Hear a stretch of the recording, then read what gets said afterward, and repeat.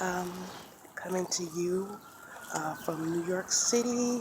Today is a beautiful sunny afternoon. It's Saturday, and just headed to the bookstore to get some. Need to get a book. My daughter will be doing the SATs next year, and we just found out that instead of doing them in April, she would actually be doing them in March. So, make a long story short, we need to start studying over the summer. So I said, let me go to a discount bookstore in my neighborhood. So I'm gonna go over there and see what they have because, oh boy, she really has a lot of work that she got work done. It's like she slacked off all during the year, really slacked off. And as a parent, if you don't do it, I advise you to do it. Do a pop up at your children's school because it is so important to not just hear what they're saying to you. It's important for you to hear it from the teachers also. I go to the parent-teacher conferences that they have, but even with that, it's like I would go to the conference, but then after the conference, she kind of like slacks off with her work. So popped up at the school and found out that she owed four serious papers,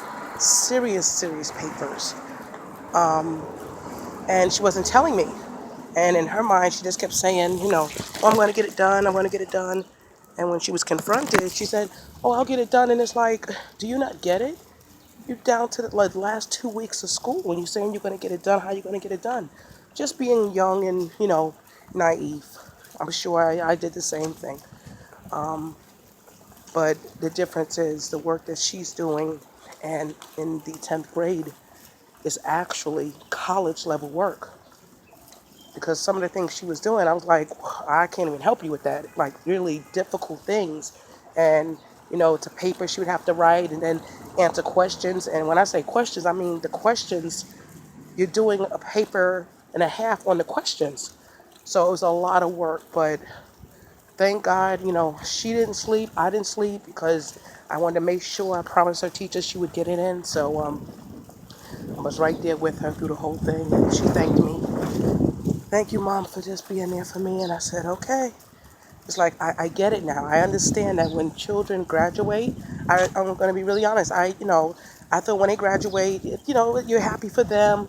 No, no, no. I see why all the parents are smiling because they, excuse my language, they've been to hell and back with their kids, trying to make sure they're getting the work done, making sure they're studying, making sure they have all the supplies that they need to get everything done. It's serious. It's not just them. It's like a whole household type of thing.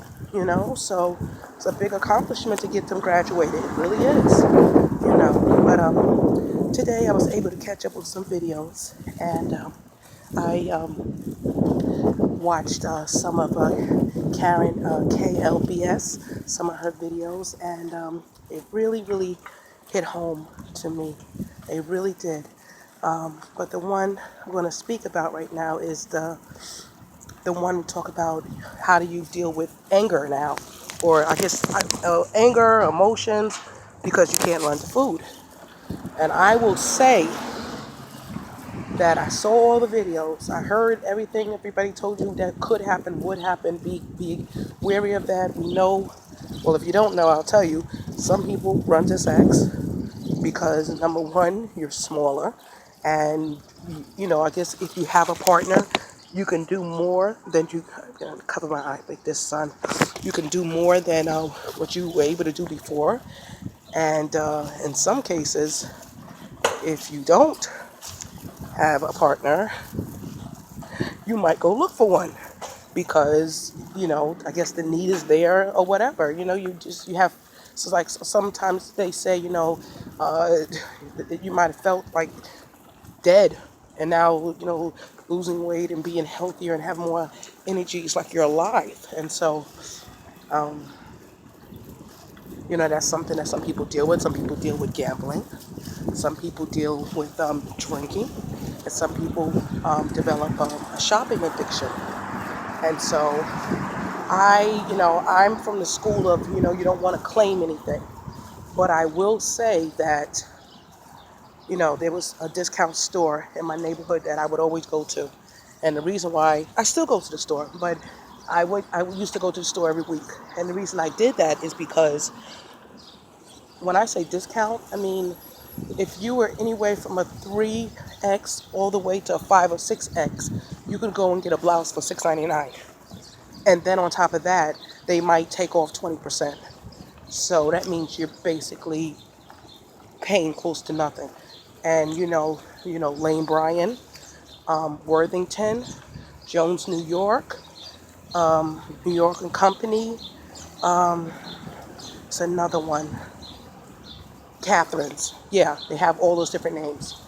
And mind you, the store is a mess. You do have to look through things, but you can really find a lot of great deals. And I would always buy my clothes from there. The problem is they had a great selection for bigger clothes. So now when I go in there, I can't fit. The biggest size I got into their things is that when I had the 3X, and that was starting to get uncomfortable. And then I went into a 4X, and the 4X was like perfect. It was roomy. It was just perfect. The problem is now, no 4X for me, no 3X, not even a 2X. I can get in a 1X, but the selection is not as great for smaller sizes.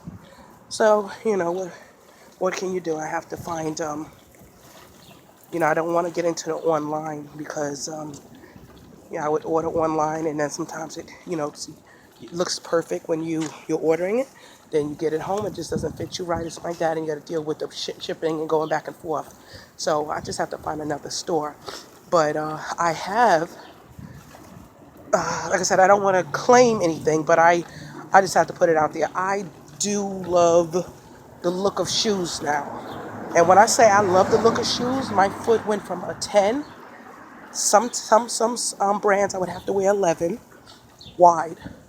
Now I'm 5 feet tall, so that's a short person with big feet.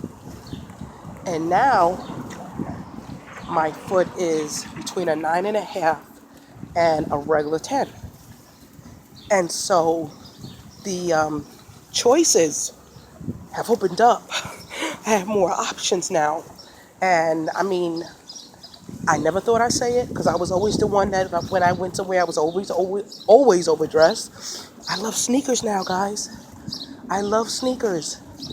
And I never thought I would. And another one, I love jeans. I love jeans. But I have to stop now because now I'm like, okay, number one, you're nowhere near gold. So even things are discounted. You don't need to buy. You can kind of like I had said, I think in my last video or before, that Cindy VSG gave me some things. Some things I can get into and some things not yet. And my best friend, she's lost over 100, I think over 120 pounds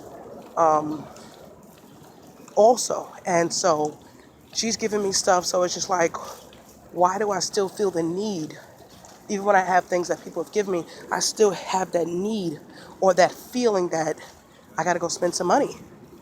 And this happens if I'm agitated. This happens when I'm happy.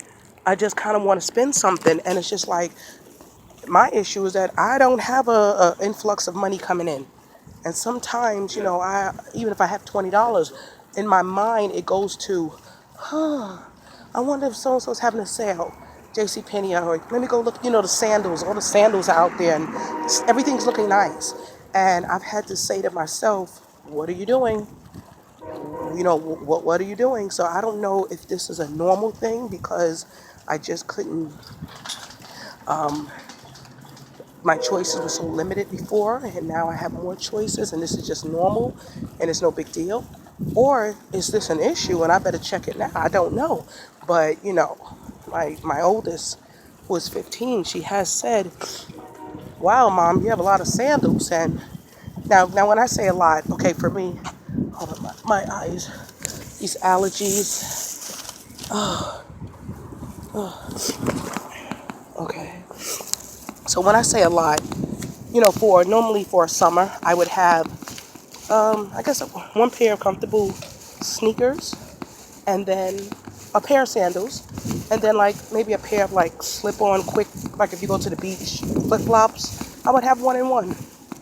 Well, now I have two pairs of sneakers. One, two, no, three pairs of sneakers, and I have five pairs of sandals, and then a nice pair of shoes that I wear on Sunday, closed-toe shoes. And I told her, but let me just say this: when I did buy the sandals, they were on sale. They were on sale. I mean, it was like it's a good deal. You can't pass it. So like I said, one pair of the sandals were $39, but that particular sale took it down to 10. So how could you not get it? You know what I mean? So I told her, I said, even though I'm getting these things, I'm not paying full price. I've never paid full price for anything, and it's usually half price or half price or 40% off. So I'm trying to understand it in my mind. Is it that, because money is scarce, that I'm seeing these things and I just want to get it because it's a deal at that moment, and I know that if I may not have the money the next time, so just get it? Or is it becoming an issue, and because I can't run to what I would normally run to, am I choosing that? So it's like like I said, I don't want to claim anything, but it's something that I am noticing within myself that, wow, I'm looking at shoes differently. I'm looking at even clothing differently. I never really, when I tell you that I wore dresses all the time, either dresses or skirts, it was, I'll just say it was, when I was in college, I would wear the skirts all the time because they were comfortable. And even though I was big, very big, I still was very comfortable in them.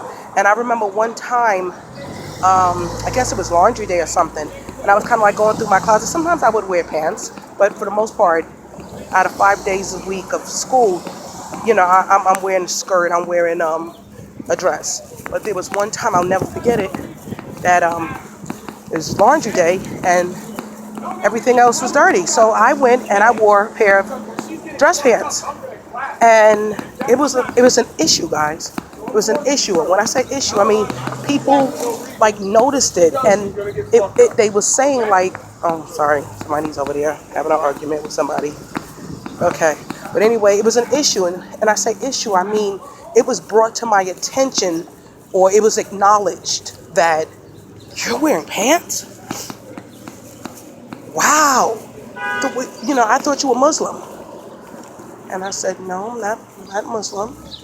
Well, why would you think that? Oh, because you wear skirts all the time or dresses. And I'm like, my whole thing is that I didn't even realize anybody noticed me that much. I didn't think anybody noticed me. Nobody ever really talked to me, so I didn't think they noticed me. But yeah, they noticed, and enough to have a conversation about it. And I went through that same thing even with people that live in my building. I guess I was wearing the dresses too much or whatever. And so one time I had a pair, in the summertime, a pair of capri shorts, and the lady was like, wow.